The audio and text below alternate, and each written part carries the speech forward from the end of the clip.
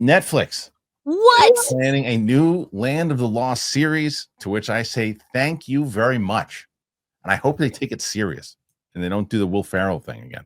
Netflix and Legendary Television, well, Legendary's doing it, are reportedly at work on a new update of Sid and Marty Krofft's 1970s NBC, who's playing Chaka, NBC's sci-fi adventure serial Land of the Lost. The Crofts and Marty's daughter, Deanna Krofft Pope, will produce the project, which is in its early stages with a writer search currently underway. The story follows a father, Rick, and his two children who accidentally go through a portal and find themselves trapped in a world inhabited by dinosaurs. Dinosaurs?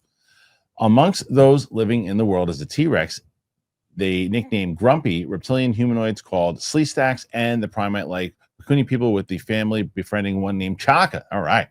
The original series ran for 3 seasons in the 70s and blended stop-motion animation with live action.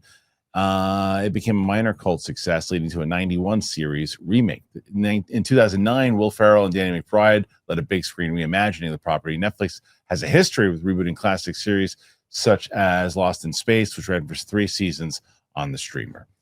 They already did a goofy version of this with Danny McBride and Will Ferrell. You got to go more of the let's go the serious route and see if we can make this kind of a cool fantasy series with the technology we have today, right?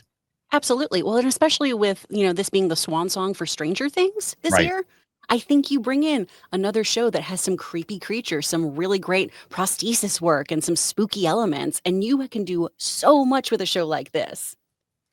I really hope. I love the fact that it's Netflix that's doing it, right? Because it's gonna be quality, and you're right. It's right. It's Stranger Things. They need some new things to do, and who they're gonna bring in for a writer, what kind of cast, that type of thing. But I think you can make it clever. The idea of taking some of the crazy stuff that's out there with science now, with portals and black holes and anti-gravity and things of that nature, that they actually go through this, and they go through this portal, and for some reason was it another dimension? Is it another multiverse? Is it what is it, right? That puts them into this place, and you can spend a few seasons there.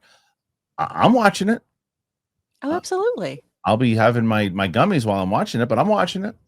I was going to say, this is going to fill the pit that La Brea left for me. Yeah. I really love this. This is kind of silly, but I'm into it.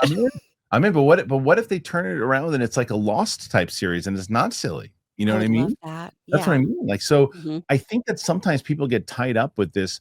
Well, the last one was so cheesy. Why would this be any different? Because it's all about reimagining and who's telling the story. And that's why I always bring up like Masters of the Universe, right? It's like, yes, the He-Man of the 80s, which I loved.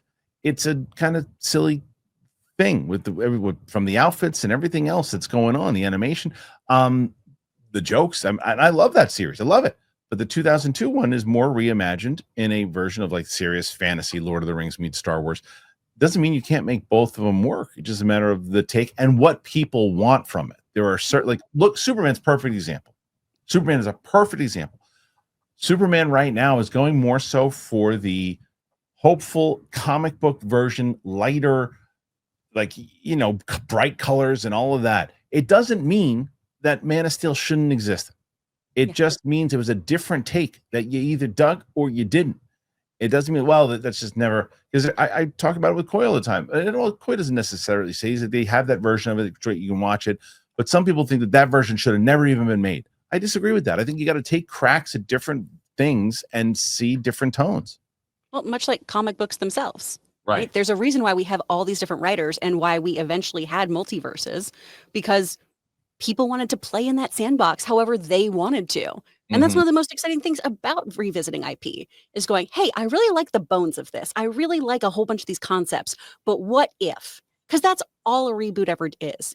Anytime we retouch something, it's just us doing fan fiction.